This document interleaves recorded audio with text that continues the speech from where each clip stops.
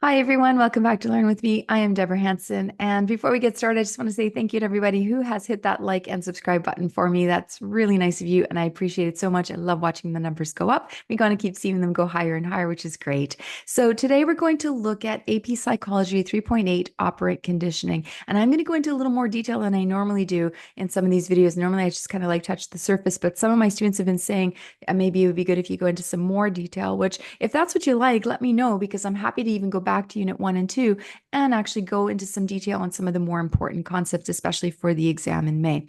So here we go. Let's get started with, first of all, looking at the CED question. Always important to start there because that's what the College Board wants us to know for the AP exam. So we're going to look at explain how operant conditioning applies to behavior and mental processes. We're going to look at all the essential knowledge that goes with that question, as well as the key terms, right? So the key terms are super important. We've talked about this in multiple videos, how it's important to understand the key terms and to know them, know the definition and be able to apply them to any MCQs or FRQs that may come up. So these will be on a separate video as always with a definition and real life example. So let's have a look at the key concepts of operant conditioning. So first of all, operant conditioning. This is a type of learning where behavior is influenced by the consequences, reinforcement or punishment, as well as the law of effect. Behaviors followed by a favorable outcome are more likely to be repeated, while behaviors followed by an unfavorable outcome are less likely to be repeated, which is kind of logical, I guess, but here we go. So next up is reinforcement and punishment. So let's talk about reinforcement and punishment. Let's talk about reinforcement first, because it's all about increasing the likelihood of a behavior happening again. So it comes in two forms: positive reinforcement and negative reinforcement. So positive reinforcement involves adding something desirable to encourage a behavior. For example, imagine you're teaching your dog to sit, and every time the dog sits, you give him a treat. The treat is the positive reinforcement that increases the likelihood of the dog sitting again. Now let's look at negative reinforcement. This involves removing something unpleasant to encourage a behavior. For example, think about buckling your seatbelt in a car. The annoying alarm stops once you buckle up. Turning off the alarm is the negative reinforcement that encourages you to buckle up your seatbelt. So reinforcement, whether positive or negative, always increases behavior. Okay, now let's look at punishment.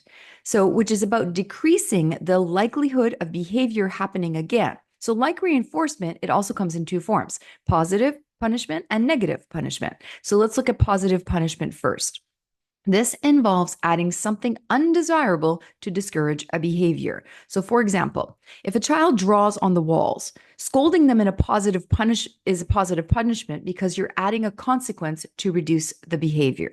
The negative punishment, this involves removing something desirable to discourage a behavior. If a child misbehaves, taking away their video game privileges is a negative punishment because you're removing something they enjoy to reduce the behavior.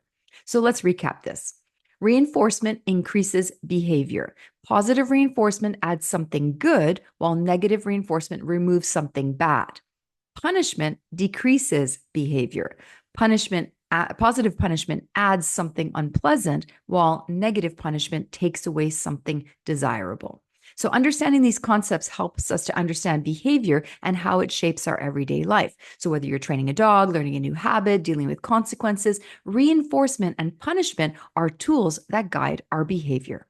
So now let's talk about primary and secondary reinforcers. These are two key concepts in learning and behavior. So let's start with primary reinforcers. So these are things that are naturally reinforcing because they satisfy basic biological needs like food, water, or sleep. So for example, if you give your dog food after it follows a command, the food acts as a primary reinforcer because it directly meets the dog's natural needs.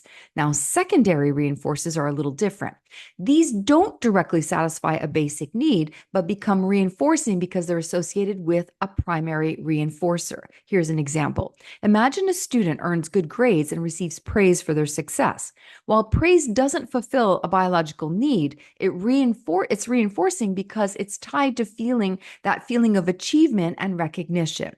So in short, primary reinforcers meet biological needs, while secondary reinforcers motivate behavior through learned association. Both are powerful tools for shaping behaviors in humans and animals alike.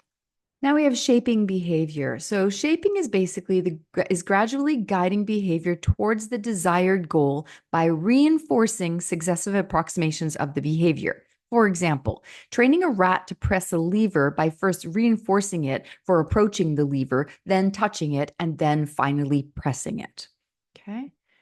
Reinforcement schedule. So now let's look at the concept of reinforcement schedules and how and when reinforcement is delivered to shape and maintain behavior. So let's start by comparing continuous reinforcement and partial reinforcement before breaking down the different types of partial reinforcement schedules. So let's talk about, first of all, continuous reinforcement. This is when the desired behavior is reinforced every single time it occurs. For example, imagine training a dog to sit. Every time the dog sits, you give the dog a treat. This consistency makes the dog learn quickly. And the outcome is that while it leads to fast learning, the behavior can also fade quickly because then extinction will happen if you don't stop giving the treats. And we learned that in classical conditioning.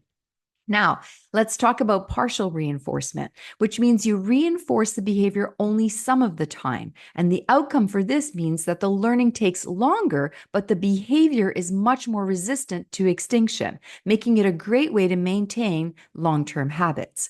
So, partial reinforcement comes in 4 types, and here's how it works. 1, it's a fixed interval schedule. This is reinforcement happens after a fixed amount of time. For example, you get a paycheck every 2 weeks. You know exactly when the reward is coming, so your effort may increase as the payday approaches. Variable interval schedule. This reinforcement happens after a random amount of time. For example, pop quizzes in class. You don't know when the quiz is coming, so you always stay prepared, leading to consistent behavior. Fixed ratio schedule. This reinforcement happens after a set number of behaviors. For example, a salesperson earns a bonus after making 10 sales. You know exactly how much effort is needed to get the reward, so you'll work hard. Variable ratio schedule. This is reinforcement happens after a random number of behaviors. For example, playing a slot machine in a casino. You don't know how many pulls it's going to take to win, but the unpredictability just keeps you engaged. You just keep hoping and hoping, and you keep trying and trying, right? To summarize, continuous reinforcement is great for quick learning, but fades when reinforcement stops. Partial reinforcement takes longer to learn, but keeps behavior more consistent over time, with different schedules suited for different situations. Understanding reinforcement schedules helps us to see how behavior is shaped in real life, and from training pets to motivating ourselves to achieve our goals. Let's move on to instinctive drift and superstitious behavior. So next we have 2 fascinating phenomena in behavioral psychology, instinctive drift and superstitious behavior. These concepts show us how learned behaviors can be influenced by instincts or unrelated associations. So let's start with instinctive drift. This happens when an animal reverts to its natural instinctive behaviors instead of the conditioned response it was taught. This often occurs when reinforcement stops, as instincts are deeply ingrained and tend to take over time. So, example, imagine a raccoon that's trained to deposit a coin into a container. At first, it does this successfully because it's reinforced with treats. But over time, the raccoon starts rubbing the coins together instead of depositing them. Why? Raccoons have an instinctive behavior of rubbing objects when they perceive it as food, and that instinct overrides the conditioned response. Instinctive drift reminds us that instincts are powerful and that can sometimes interfere with our learned behaviors. So now let's look at superstitious behavior, which happens when a behavior is accidentally reinforced, even though it has no real connection to the outcome. This often leads to people or animals associating unrelated actions with success or rewards. So, for example, picture a student who wears a lucky shirt to an exam and scores well. Even though the shirt had nothing to do with their performance, they might start wearing that shirt every time they take a test, believing that the shirt is bringing them good luck. The shirt becomes a superstitious behavior because of the accidental association. So superstitious behaviors highlight how reinforcement, even when coincidental, can shape habits and beliefs. So to sum it up, instinctive drift shows how deeply rooted instincts can take precedence over learned behavior. while superstitious behavior demonstrates how accidental reinforcement can lead to irrational behavior or habits, sorry. But both remind us of the complexity in how behaviors are learned and maintained. So now let's talk about learned helplessness. This idea helps us understand why people or animals sometimes give up trying to change their situations, even when they have the ability to do it. So, this is the definition of learned helplessness.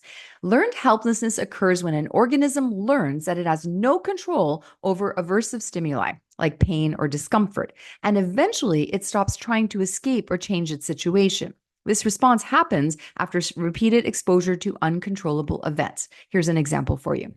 In a famous experiment, dogs were repeatedly exposed to shocks that they couldn't escape. Eventually, they stopped trying to avoid the shocks, even when an escape route was provided. This behavior showed that the dogs had learned that they were helpless. Now, how does this apply to humans?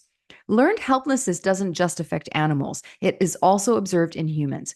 It can help explain depression and passivity in people who feel trapped in difficult situations, for example, like chronic failure, abuse, or poverty. When someone repeatedly experiences situations where their efforts don't make a difference, then they may stop trying altogether.